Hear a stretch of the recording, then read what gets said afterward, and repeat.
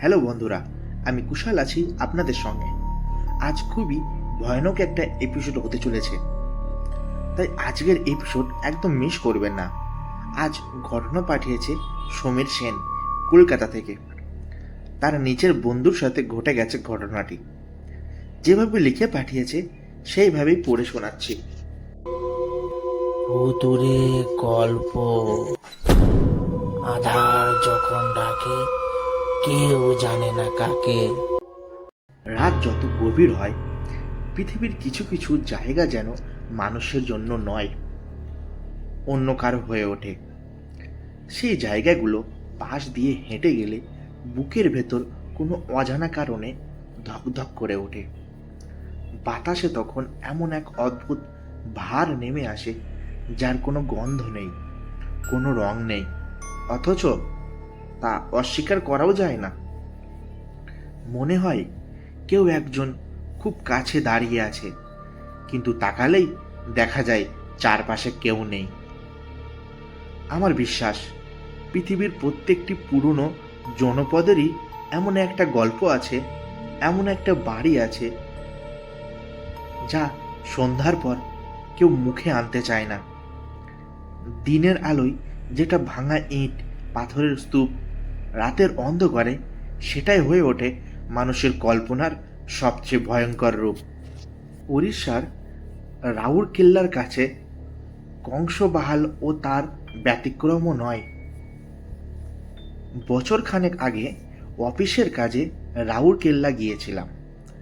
কাজ শেষ হতে প্রায় রাত হয়ে গিয়েছিল। পরদিন ফিরে আসার আগে এক পুরনো পরিচিত মানুষের সঙ্গে দেখা করতে গিয়েছিলাম।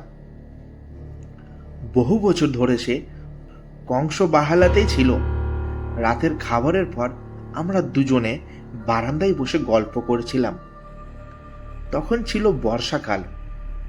দূরে কারখানার চিমনি থেকে ধোঁয়া উঠছে, মাঝে মধ্যে ট্রেনের হুইসেল ভেসে আসছে।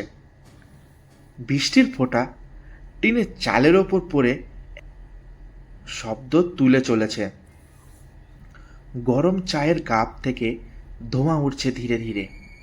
হঠাৎ কথায় কথায় আমি জিজ্ঞেস করলাম, শুনেছি কংসবাহালে নাকি একটা ভূত বাংলো আছে। প্রশ্নটা করেই বুঝলাম আমার বলা উচিত হয়নি। তার মুখের হাসিটা যেন কেউ মুহূর্তের মধ্যে মুছে দিল। সে চুপ করে রইল। 1 মিনিট, 2 মিনিট, তারপর খুব আস্তে করে কাপটা নামিয়ে রেখে বলল, ওই নামটা এত সহজে উচ্চারণ করো না। আমি হেসে বললাম, তুমিও নাকি ওসব বিশ্বাস করো? সে আমার দিকে তাকালো না। সেই দৃষ্টিতে রাগ ছিল না, ছিল এক অদ্ভুত ক্লান্তি। যেন অনেক দিন ধরে বয়ে বেড়ানো এমন একটা স্মৃতি, যেটা থেকে পালাতে চেয়েও পারেনি। তারপর সে এমন একটা কথা বলল যেটা আজও আমার কানে ভাসে।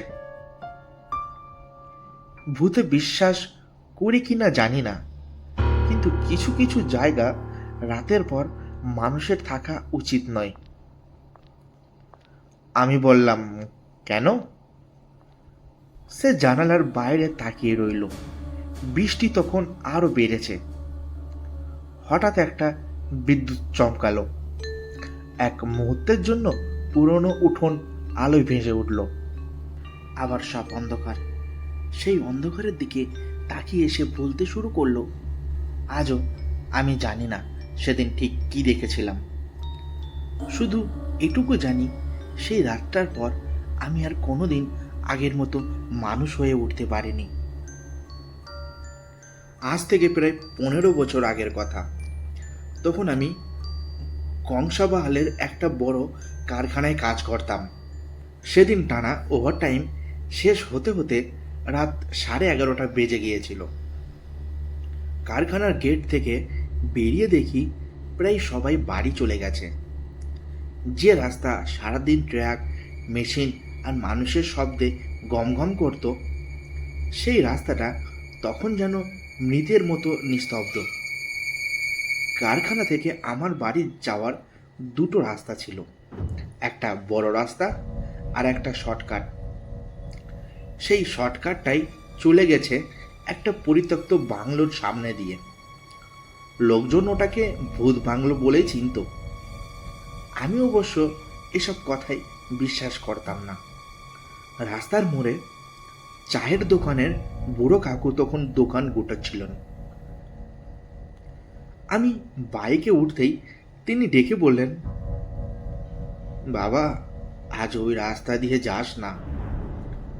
আমি হেসে বললাম, কেন কাকু? উনি কিছুক্ষণ আমার দিকে তাকিয়ে থেকে শুধু বললেন, আজ অমাবস্যা। আমি হেসে হেলমেট পরে নিলাম। কাকু বুঝে গেছিলেন যে আমি ওই শর্টকাটটা ধরেই যাব। ঠিক তখনই উনি আমার ডাকলেন, আর একটা কথা। আমি ঘুরে তাকাতেই উনি খুব ধীরে বললেন, যদি কখনো মনে হয় কেউ তোর নাম ধরে ডাকছে, পিছনে তাকাস না। আমি তখনও ভাবছিলাম এসব গ্রামের মানুষের কুসংস্কার। হাত নেড়ে বিদায় জানিয়ে আমি শর্টকাট রাস্তায় ঢুকে পড়লাম।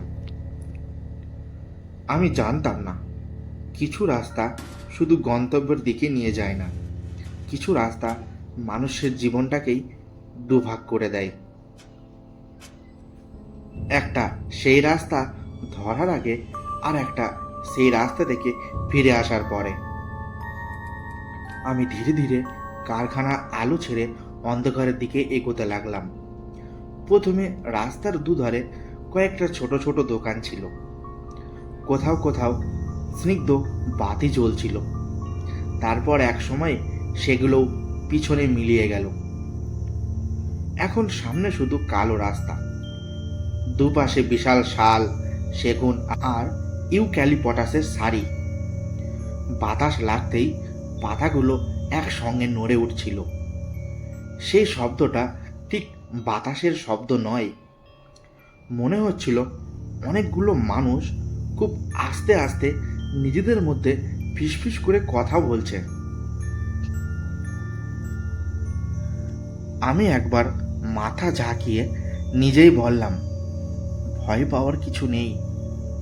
কিন্তু অদ্ভুত ব্যাপার, যতই নিজেকে বোঝাচ্ছিলাম ততই যেন বুকের ভেতরটা ভারী হয়ে উঠছিল।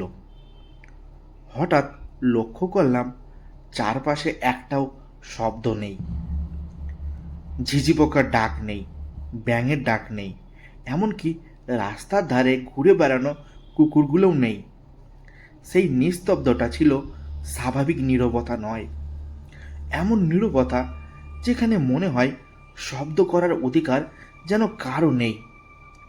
আমার ঘড়ির কাঁটা তখন রাত 1:05 দেখাচ্ছিল। ঠিক সেই সময় আমার বাইকের হেডলাইটটা একবার দপ করে নিভে গেল, আবার জ্বলে উঠল। আমি ভাবলাম হয়তো ব্যাটারির সমস্যা। কিন্তু আশ্চর্যের বিষয়, ইঞ্জিনের শব্দ একবারও বদলায়নি। আরও কিছুটা এগোতেই রাস্তার বাঁদিকে অন্ধকারের মধ্যে একটা বিশাল কালো অবয়ব ধীরে ধীরে স্পষ্ট হতে শুরু করলো। বাংলোটা ছবিতে যতটা বড় মনে হয়, বাস্তবে তার চেয়েও অনেক বড়।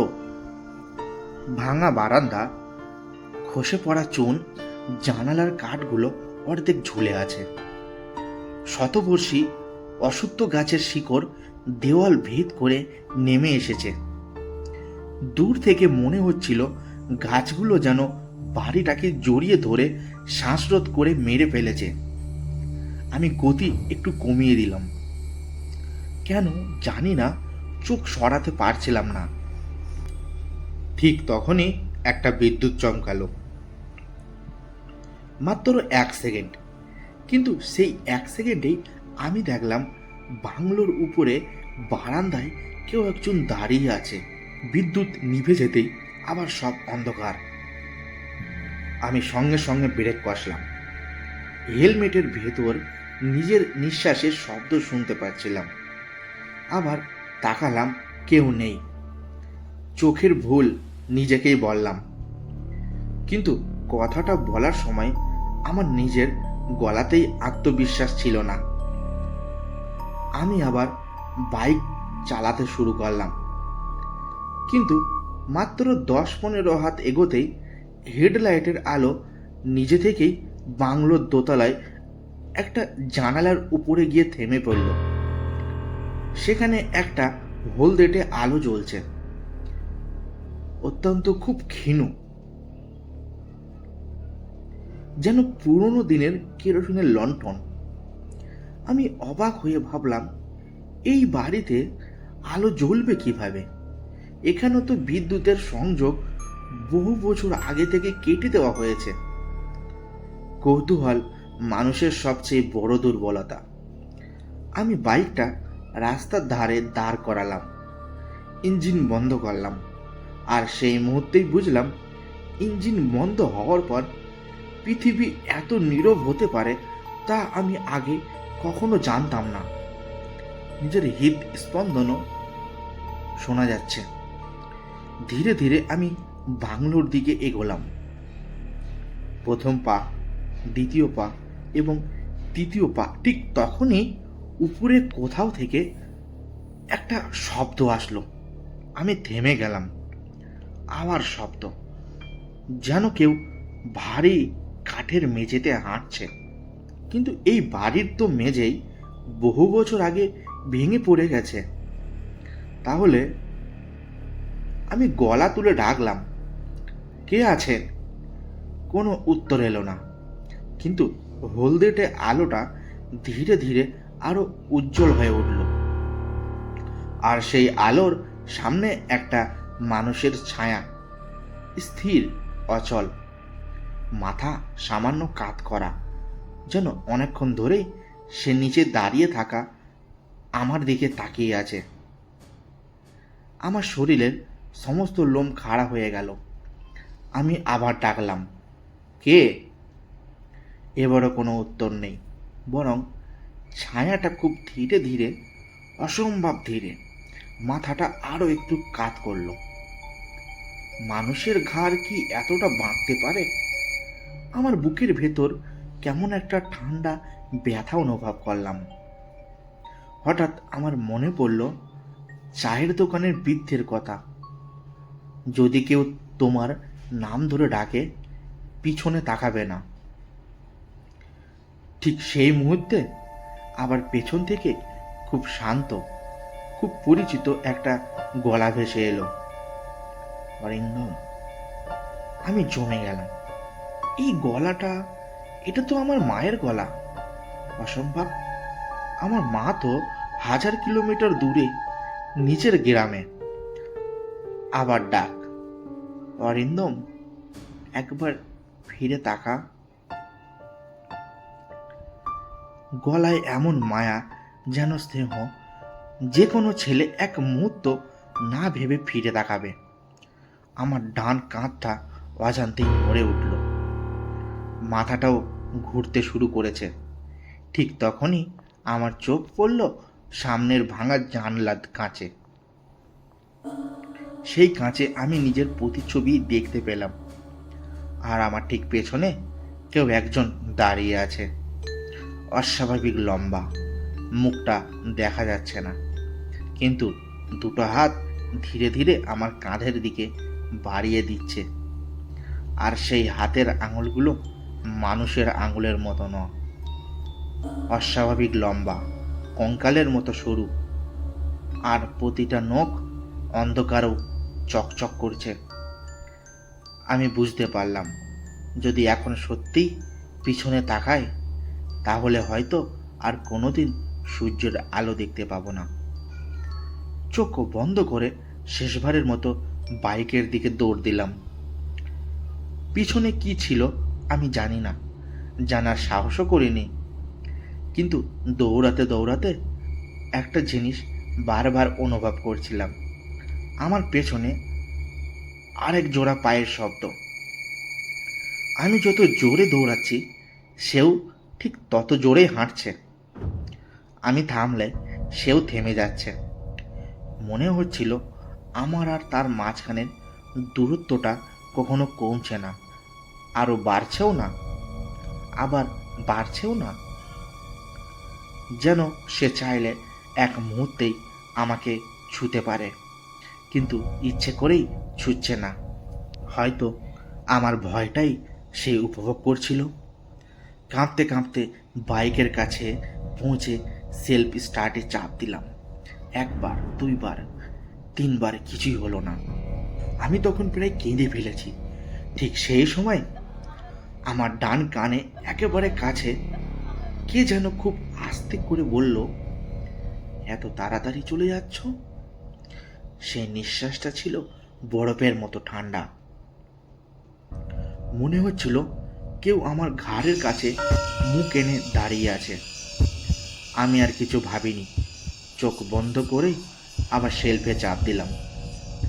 হঠাৎ বাইকটা নিজে থেকেই গর্জন করে স্টার্ট হয়ে গেল। আমি এক সেকেন্ডও দেরি করিনি, সোজা রাস্তার দিকে ছুটে বেরিয়ে এলাম। তারপরে কি হয়েছিল আজও স্পষ্ট মনে নেই, শুধু মনে আছে ভোরবেলায় রাস্তার ধারে আমার জ্ঞান ফিরেছিল। কয়েকজন স্থানীয় মানুষ আমাকে ঘিরে দাঁড়িয়েছিলেন। একজন বৃদ্ধ আমার দিকে অনেকক্ষণ তাকিয়ে থেকে শুধু বলেছিলেন, তুই ভাগ্য নিয়ে জন্মেছিস, সবাই ফিরে আসতে পারে না। আমি আর কোনো প্রশ্ন করিনি। সেদিনই কাজের ইস্তফা দিয়ে কংসবহাল ছেড়ে চলে এসেছিলাম। তারপর থেকে বহু বছর কেটে গেছে। চাকরি বদলেছে, শহর বদলেছে, জীবন বদলেছে, কিন্তু একটা জিনিস বদলায়নি। রাতে হঠাৎ যদি খুব পরিচিতই কাউরে গলায় নিজের নাম শুনি, আমি কখনো পিছনে তাকাই না, কারণ আমি জানি সব পরিচিত গলা পরিচিত মানুষের হয় না।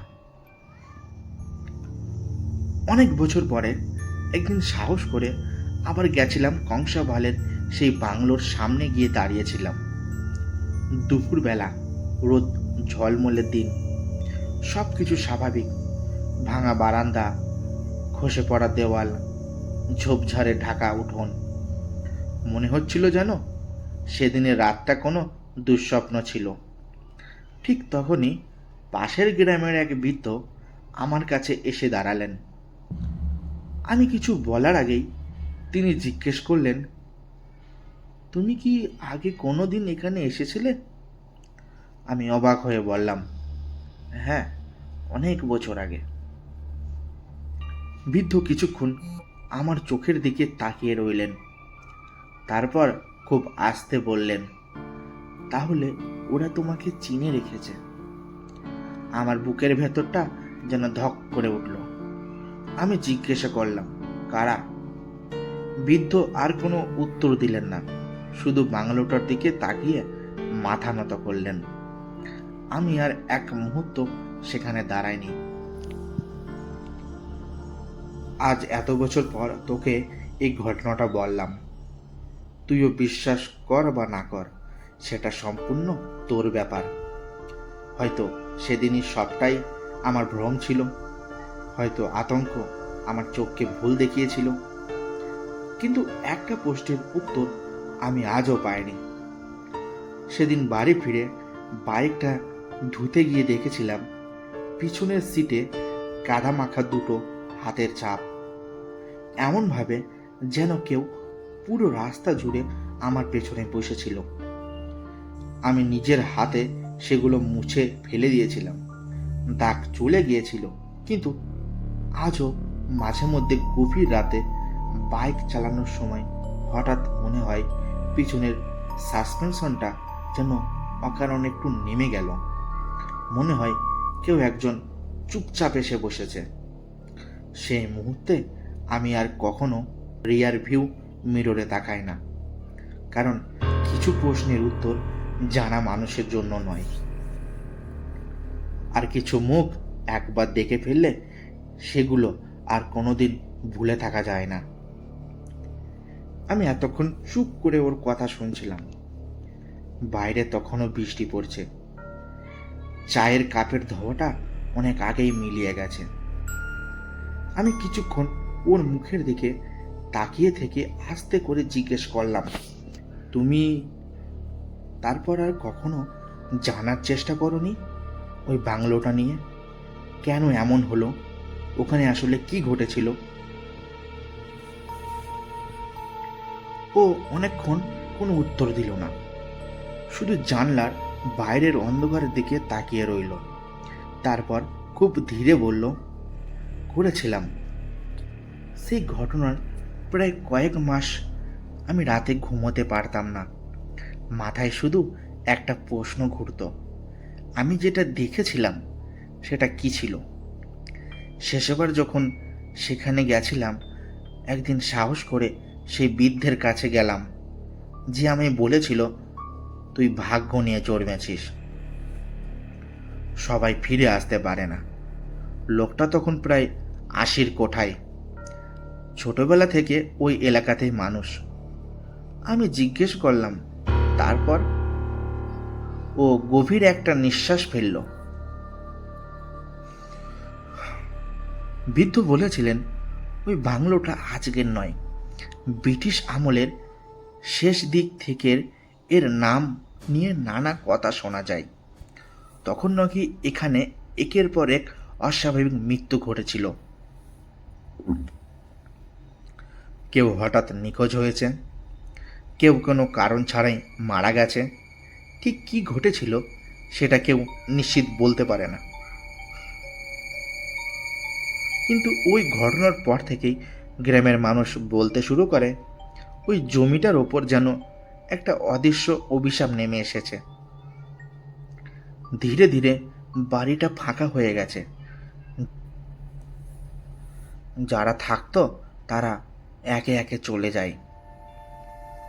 তারপর বহু বছর ধরে ওটা পরিত্যক্ত পড়ে থাকে। লোকজনের মুখে আরও একটা কথা শুনেছিলাম। আমি আর চুপ থাকতে পারলাম না। কি কথা? ও এবার আমার চোখের দিকে তাকালো। সেই দৃষ্টি আমি আজও ভুলতে পারিনি। তারপর খুব আস্তে বলল, রাতে নাকি বাংলোটা কাউকে ডাকে না, মানুষ নিজেই তার দিকে চলে যায়। আমার বুকের ভেতরটা হঠাৎ কেঁপে উঠল। আমি বললাম, মানে? ও মৃদু হেসে মাথা নাড়ালো। যারা ওখানে গেছে তারা সবাই ভূত খুঁজতে যায়নি। কেউ শর্টকাট ধরেছিল, কেউ কৌতূহল নিয়ে ঢুকেছিল, কেউ আশ্রয় নিতে গিয়েছিল। কিন্তু পরে সবাই একটাই কথা বলেছে। আমি নিঃশ্বাস আটকে শুনছিলাম।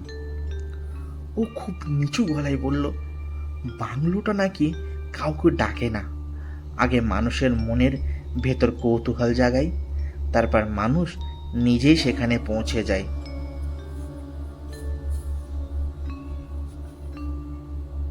বাইরে ঠিক তখনই একটা প্রচণ্ড জোরে বাজ পড়ল। আমি অজান্তেই চমকে উঠলাম। ও উঠে দাঁড়ালো, বারান্দায় আলোটা নিভিয়ে দিয়ে শুধু বলল, তুই গল্পটা শুনলি, এখন বিশ্বাস করা না করা সেটা তোর ব্যাপার। কিন্তু যদি কোনো দিন রাতের বেলা কংসবাহালের দিকে ওই রাস্তা দিয়ে যেতে হয়, আর যদি দেখিস একটা বাংলোয় দোতলায় খুব ক্ষীণ হলুদ আলো জ্বলছে। ও একটু থামলো। আমি অজান্তে জিজ্ঞাসা করলাম, তখন? ওর ঠোঁটে অদ্ভুত এক হাসি ফুটে উঠল। তখন একবারও ভাববি না, একটু দেখে আসি, কারণ ওই বাড়ির ইতিহাস মানুষকে ভয় দেখায় না, মানুষের কৌতূহলটাই ওর সবচেয়ে বড় শিকার। সেদিন রাতে আমরা আর বেশি কথা বলিনি। পরদিন সকালেই রাউর কেল্লা ছেড়ে চলে এসেছিলাম। কিন্তু যাবার আগে অবধি অদ্ভুতভাবে মনে হচ্ছিল যে একবার নিজের চোখে দেখে আসে বাড়িটা। কেন মনে হচ্ছিল আজও জানি না। আজ এত বছর পরও যখন কংসবাহালের নাম শুনি, আমার বন্ধুর শেষ কথাটা কানে ভেসে ওঠে। অভিশপ্ত জায়গাগুলো মানুষকে টেনে নেয় না, মানুষ নিজেই পায়ে হেঁটে তাদের কাছে চলে যায়। আর সেই কারণেই আজও নাকি কংসাবাহালের সেই পুরনো বাংলোটা ভাঙা, নিস্তব্ধ আর পরিত্যক্ত অবস্থায় দাঁড়িয়ে আছে। কাউকে ডাকছে না, শুধু অপেক্ষা করছে পরের সেই মানুষটার জন্য, যে ভাববে এত গল্প যখন শুনেছি একবার দেখে এলে আর কি হবে। ভুতুরে গল্প। আধার যখন ডাকে কেউ জানে না কাকে। আমাদের ঘটনা আপনাদের কেমন লাগছে অবশ্যই কমেন্ট করে জানাতে একদম ভুলবেন না। আর কে কোথা থেকে শুনছেন আমাদের ঘটনা কমেন্ট করে জানিয়ে দিন। আর আপনারা কেমন ঘটনা শুনতে চান সেটাও কমেন্ট করে জানিয়ে দিন। আপনারা ঘটনা পাঠাতে পারেন আপনার নিজের সাথে ঘটে যাওয়া কোনো সেরা সত্যি ভৌতিক ঘটনা বা আপনার শোনা কোনো সেরা সত্যি ভৌতিক ঘটনা। আমাদের কাছে মেল করতে পারেন ভুতুরে গল্প 123@gmail.com অথবা ফেসবুকে গিয়ে ইনবক্সে ঘটনা পাঠাতে পারেন। সমস্ত কিছু লিঙ্ক ভিডিওর ডেসক্রিপশনে দেওয়া আছে। সবাই ঝটপট আমাদের কাছে ঘটনা পাঠিয়ে দিন। আজকের মতো এই পর্যন্ত, আবার কথা হবে পরের এপিসোডে।